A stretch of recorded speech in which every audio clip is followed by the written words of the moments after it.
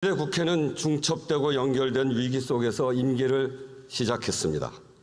민생과 개혁의 위기, 신뢰의 위기, 입법권의 위기입니다. 무엇보다 국민의 삶이 위기입니다. 새 정부가 출범하고 2년이 지났는데 국민의 삶은 조금 더 좋아지지 않고 있습니다.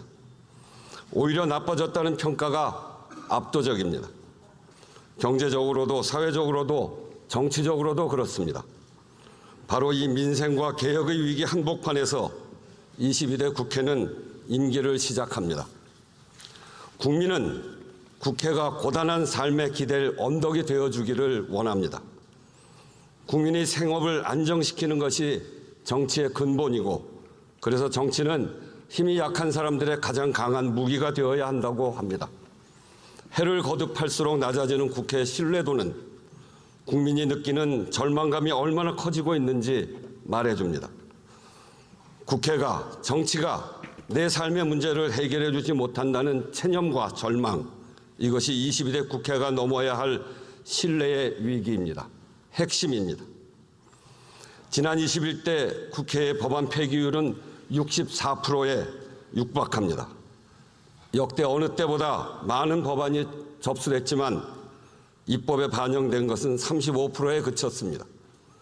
대부분 3분의 2 가까이는 심사 절차를 다 마치지도 못했습니다.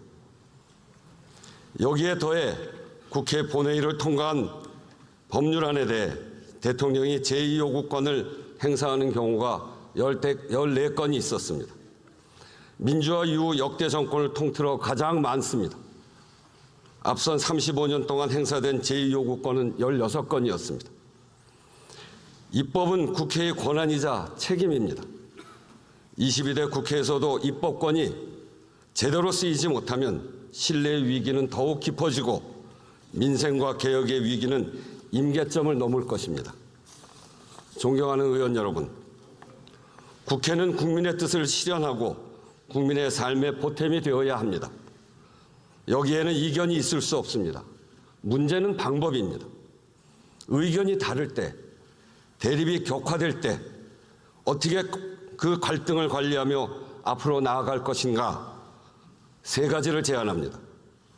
앞서 말씀드린 위기를 유능하고 슬기롭게 헤쳐나가자는 제안입니다. 저의 다짐이기도 합니다. 첫째, 의견이 달라도 합의된 기준은 따릅시다. 주장과 의견은 얼마든지 다를 수 있습니다.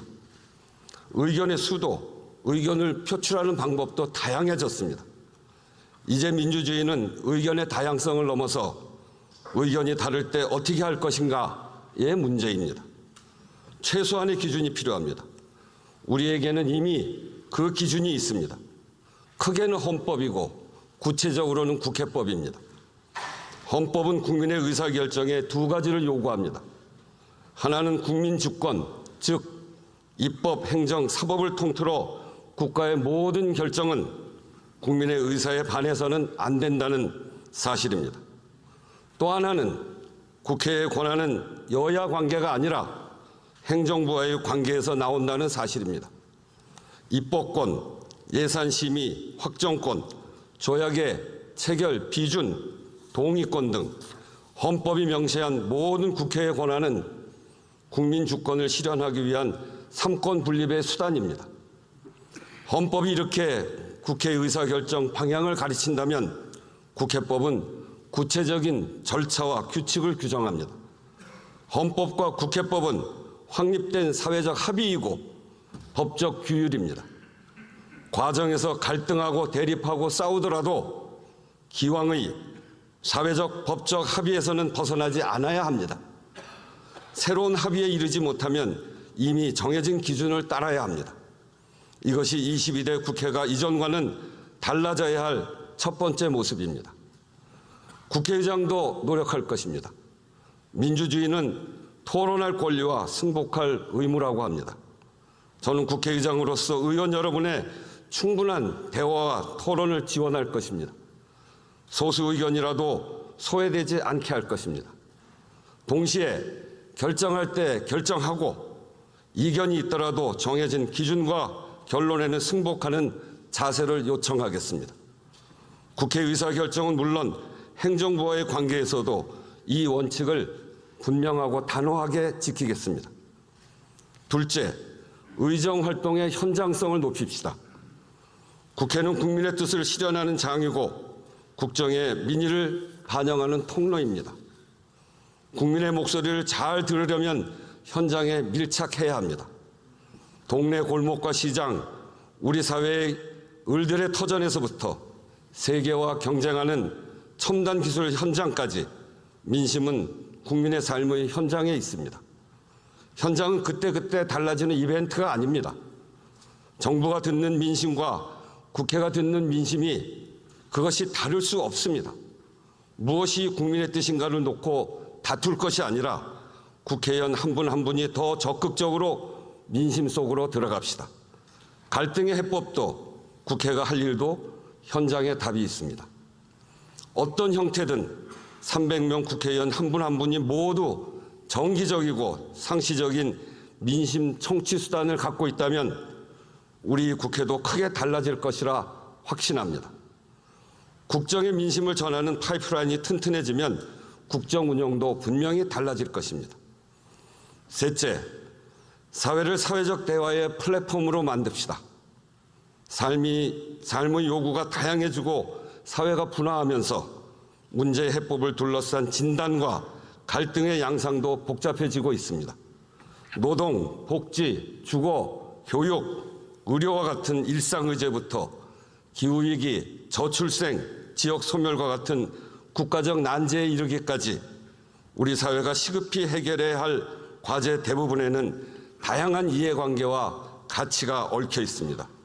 각자 진단하고 각자가 해법을 주장해서는 그것이 제자리 걸음에 머물 가능성이 큽니다.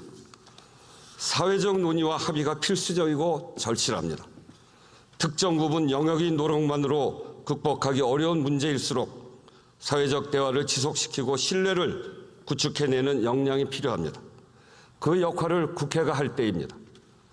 국회가 나서서 사회 각 부문이 참여하는 대화의 장을 만들고 정례화, 제도화해 나갑시다.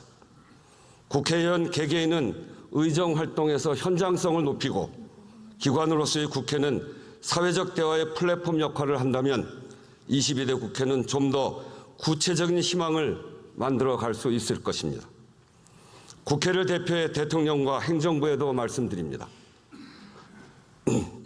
정부는 국회의 입법권을 존중해야 합니다. 존중은 말이 아니라 행동입니다. 존중한다고 주장하는 것이 아니라 상대방이 존중받고 있다고 느끼는 것입니다. 국회가 의결한 법률이 헌법에 위반하거나 대통령의 헌법적 책무를 제약하는 등의 사유가 아니라면 제2요구권 행사는 신중해야 합니다. 특히 국민의 기본권을 해치는 제2요구권 행사는 상권 분립을 훼손하고 헌법을 이탈하는 것임을 분명히 밝혀둡니다. 법 취지를 훼손하고 우회하는 시행령도 안 됩니다. 특별히 여야 원내 지도부에 요청합니다. 국회법이 정한 시한을 지켜 원구성을 마쳐야 합니다. 남은 기간 밤샘을 하는 한이 있더라도 국회법이 정한 기한 6월 7일 그 자정까지 상임위 선임안을 제출해 주십시오. 필요하다면 국회의장도 함께 밤샘할 각오가 되어 있습니다.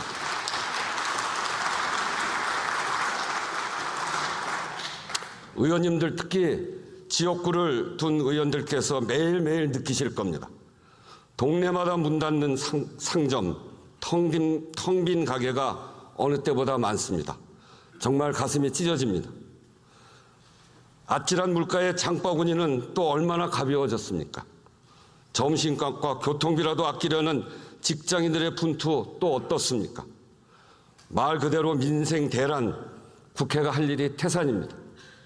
군사적 긴장이 높아진 한반도 상황도 시급합니다. 개원을 늦춰서도 안 됩니다. 원구성 그야말로 국회가 일할 준비를 하는 것입니다. 준비를 이유로 정작 일할 시간을 까먹는다면 그 준비는 누구를 위한 것이고 무엇을 위해 하는 것입니까? 국민의 물음에 답할 길이 없습니다.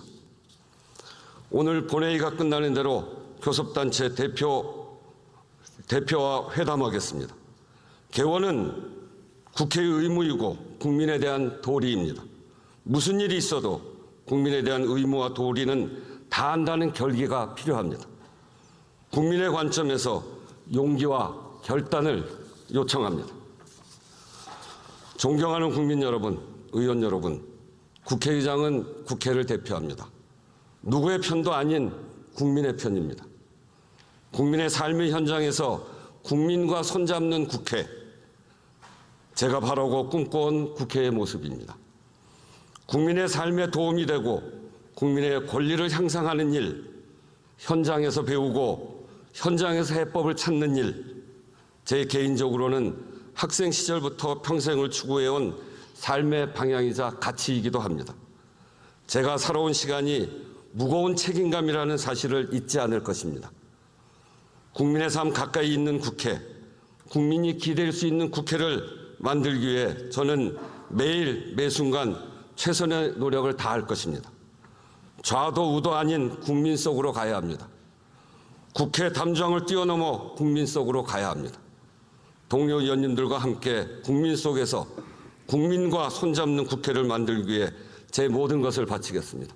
감사합니다. 잠시 주목해 주시길 바랍니다. 구독자분들에게 특별한 선물을 준비했는데요. 제가 항상 여러분들께 강조드리는 말씀이 있습니다. 이슈와 뉴스만 꾸준히 챙겨보셔도 충분히 돈을 벌 수 있다고 말씀드리는데요. 여기 보이시는 채널의 영상을 보시면 어떤 생각이 드시나요? 그냥 눈에 보이시는 뉴스와 영상만 보시고 아무 생각이 없으신가요? 그렇다면 전 잘못된 것이라고 말씀드리고 싶습니다. 그 이유가 무엇이냐면 제가 8월 초에 뭐라고 말씀드렸나요? 지금은 바이오에 관심을 가져야 한다고 뉴스만 보고 넘기지 마시고 투자를 직접적으로 생각해야 한다고 말씀드렸는데요. 이런 썸네일들과 영상을 통해서 충분히 구독자님들도 전달이 되셨을 겁니다. 이런 바이오 이슈가 되었을 때 부자들은 어떻게 생각할까요? 바이오 관련주 무엇이 있는지, 어떤 종목이 가장 좋을지, 어디에 투자해야 돈이 몰릴 수 있는지 자연스럽게 생각하라고 말씀드렸습니다. 지난번에 구독자분들과 함께하는 주식으로 수익 내기를 진행했었는데요. 100% 무료로 진행을 했고 이 사진을 보시면 알겠지만 구독이라는 문자 메시지를 남겨주신 모든 시청자분들께 이렇게 바이오 관련주 중에 가장 급등할 확률이 높은 착한 종목을 드렸습니다. 8월 14일에 우정바이오를 추천드렸습니다. 여기 나와 있는 사진을 보시면 정확히 얼마에 매수하고 어떤 종목을 사야 하는지, 어느 지점에 팔아야 하는지 이런 부분들까지 여러분들에게 정확히 알려드렸는데요. 실제로 많은 분들께서 수익을 보셨습니다. 오른쪽을 보시면 알겠지만 8월 13일에 우정바이오를 소개해드리고 나서 실제로 며칠이 지나지 않고 이렇게 주가가 상한가가 되었습니다. 당시에도 굉장히 많은 분들이 제가 드린 이 종목으로 수익을 냈습니다. 지난번과 똑같이 구독이라는 문자를 보내주시면 이번에 이슈가 되고 있는 주식 중에 앞으로 대장주의 구실을 하면서 주가 가장 크게 상승할 한 종목을 시청자분들에게 문자로 종목명과 사고자 하는 시점을 모두 알려드리겠습니다. 이 영상을 보시고 계시는 시청자분들 중에 종목이 궁금하시는 분들은 남녀노소 시간대 상관없이 이렇게 상단에 번호를 항상 남겨놓고 있습니다. 전화번호 010-8025-2352 똑같이 무료 급등 주식 문자를 보내드리겠습니다. 돈을 받는 것도 아니고 투자를 대신해드리는 것도 아니고 부담 없이 구독 문자 보내주시면 되십니다. 수익이 나신다면 구독과 좋아요 한 번씩